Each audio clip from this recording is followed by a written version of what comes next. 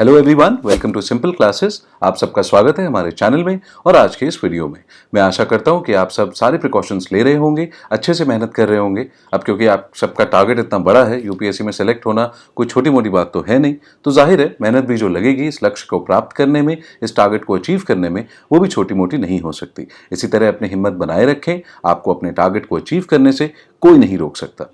अच्छा दोस्तों, एक बात है, एक सवाल है जिसको लेके बहुत सारे यूपीएससी एस्पिरेंट्स परेशान हैं, and specially those who are appearing in 2021। I think आप में से भी कुछ लोग शायद ऐसे होंगे जिनके मन में ये सवाल हो और उन्हें परेशान करता हो। So a lot of people have reached out to us कि सर आखिर कौन सा सब्जेक्ट लेना चाहिए ऑप्शनल पेपर्स के लिए।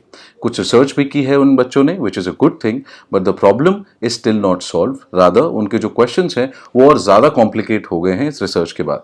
फॉर एग्जाम्पल, एक स्टूडेंट का मैसेज आया था कि सर यूपीएससी में प्रेफर्ड ऑप्शनल सब्जेक्ट्स की कौन सी लिस्ट है, मुझे उसी लिस्ट में से एक सब्जेक्ट चूज करना है अपने ऑप्शनल पेपर्स के लिए। इस सवाल को सुनने के बाद I really got scared and thought of making this video so that I can help people who aspire to crack UPSC civil services examination in the year 2021, even if it is their first attempt. Also, this video applies for people who will appear for 22, 23 and so on. तो problem ये है कि too much of information is accessible and put out in the public domain. कई लोग कुछ भी information बिना एक बेसिक रिसर्च के भी, उसको वेरीफाई किए बिना पब्लिक डोमेन में डाल देते हैं। इन चीजों से आपको बचना है। तो सबसे पहले तो बहुत स्टूडेंट्स जो इस तलाश में हैं कि भाई वो कौन से सब्जेक्ट्स हैं which are favoured by which are so called favored by UPSC, उनकी तलाश आज खत्म होती है। क्यों? क्योंकि UPSC has not, does not and will not favor any subject choices as such for optional papers. ना ही पहले कभी इस कमीशन ने ऐसा कुछ किया है, ना वो आगे कभी ऐसा करेंगे। इस बात को आप गांठ बांध लीजिए। ऐसी फर्जी बातों से, लोगों से एंड मोर इंपॉर्टेंटली चैनल से दूर रहें। Whoever is telling you all of this is extremely irresponsible, and it is your responsibility as a student, as a UPSC aspirant, to stay away from such things. एक और बात है जिस पर मुझसे बहुत से सवाल पूछे गए हैं, and that is about scaling, कि सर पॉजिटिव स्केलिंग वाले सब्जेक्ट्स कौन से हैं so that I can maximise my chances of selection. Now see guys, scaling is a reality, ये गलत बात नहीं है। मार्क्स की स्केलिंग होती है, this is true, but the fact is ये आपके कंट्रोल में नहीं है। The factors based on which the scaling is carried out is not in your control. तो मेरा सजेशन है कि ऐसे अननोन, एम्बिगुअस और अनकंट्रोलेबल फैक्टर्स पर बेस्ड आप कोई भी डिसीजन ना लें।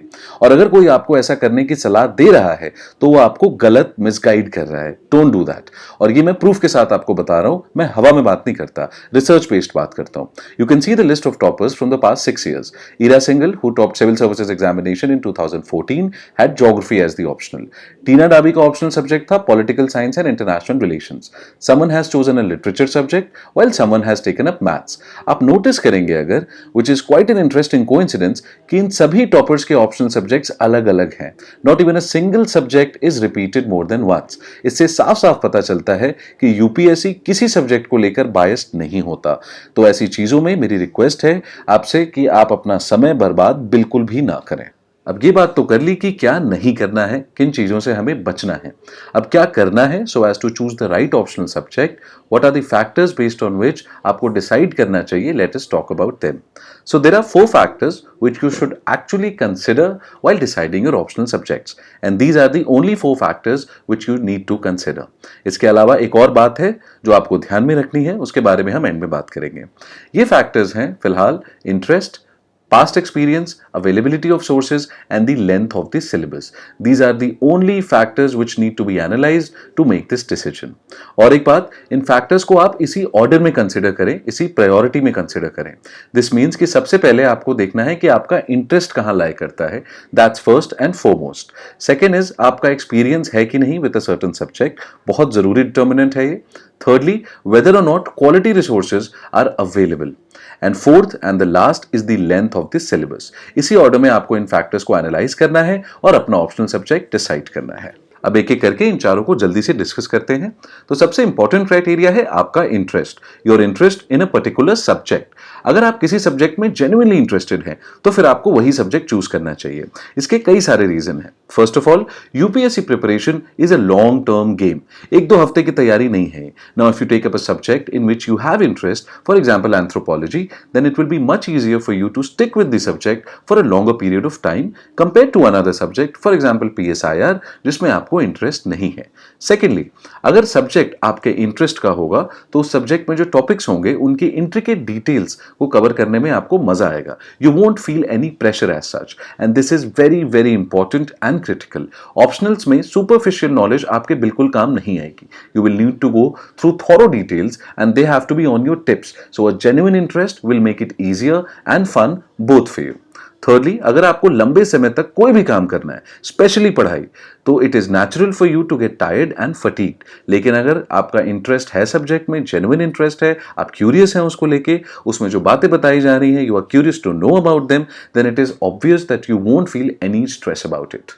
And lastly, see friends, the success in optionals will depend on two things. पहली चीज आपकी knowledge retention, and secondly and more importantly expression. आप अपनी नॉलेज को एक्सप्रेस कैसे करते हैं, कितनी अच्छे तरीके से करते हैं. और एक्सप्रेशन की जो एक क्वालिटी है वो आएगी प्रैक्टिस से. And if you are choosing something that you really like and are interested in as a subject, then obviously you will feel like practising and writing more and more answers. That will form the basis of your success in optionals. तो दोस्तों, ये कुछ reasons थे इस factor से related, interest से related. Now let us look at the next factor. So next is experience. अब यहां पर एक्सपीरियंस का जो मतलब है वो है एंगेजमेंट से, ऑब्वियसली किसी सब्जेक्ट के साथ. नाउ लेट अस से you considering a certain subject, physics मान लेते हैं, और प्लस टू में 11th और 12th में आपने ह्यूमैनिटीज ले रखी है. ग्रेजुएशन में मान लेते हैं आपने इकोनॉमिक्स में बीए किया है. तो फिजिक्स लेने का कोई सेंस नहीं बनेगा, because you do not have any history और any engagement with physics in your entire life. उसमें सक्सेस पाने की चांसेस आपके काफी कम हो जाएंगे. अनदर एग्जाम्पल, अब ये टीना डाबी का जो हम केस ले लेते हैं, इन्होंने जो टॉप किया था UPSC, she pursued political science in her undergraduation and therefore took PSIR as her optional subject, which is a wise thing to do. अगर आपको ऑलरेडी एंगेजमेंट है, it will certainly help you. तो point ये है कि ऐसा कोई subject लें जिसमें आपने पहले टाइम स्पेंड किया हो, जिसमें आपकी कंसेप्ट्स को लेके एक बेसिक अंडरस्टैंडिंग ऑलरेडी डेवलप्ड हो, because that creates a very good advantage for you. This will also boost your energy and confidence, which are extremely important in this long journey of UPSC preparation. अब इसी बार के आप topper को ले लीजिए, Pradeep Singh ji. It was his fourth attempt, so it's important to make choices keeping the time factor in mind. Now next factor is sources. बहुत ही जरूरी फैक्टर है ये. तो आपको जो भी सब्जेक्ट चूज करना है, you have to make sure of two things. First, it must have sufficient resources such as books, notes, etc. And secondly, quality of these materials should be of a benchmark standard. आप खुद ही सोचिए, अगर आपके पास study material ही नहीं होगा तो आप subject prepare कैसे करेंगे. और एक और गौर करने वाली बात है, the availability of the study material in your chosen medium. Now as a matter of fact, Hindi medium के एस्पिरेंट्स के साथ ये काफी इशू होता है, from what I can tell.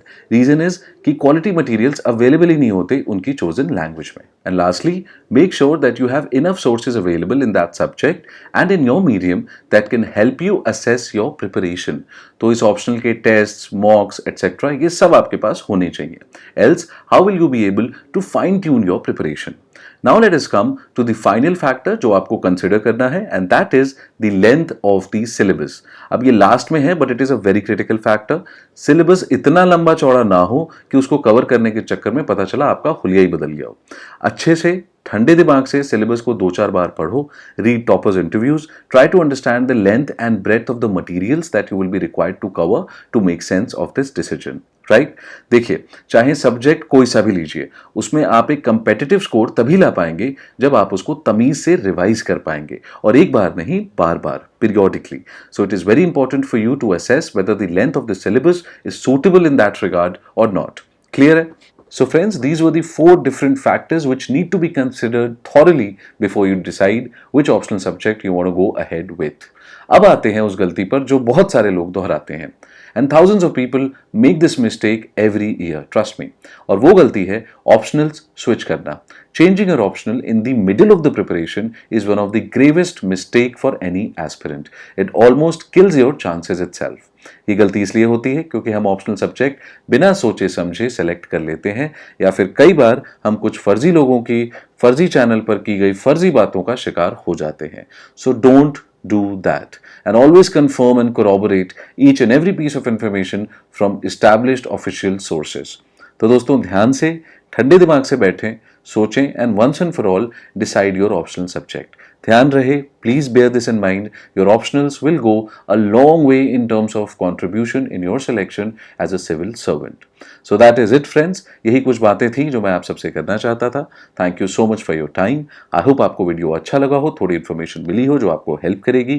Please give me your feedback in the comments and please like and share this video if you'd like to do so, क्योंकि आपके engagement से हमें motivation मिलता है to make better and productive content. So all the best, be safe, see you soon in the next video.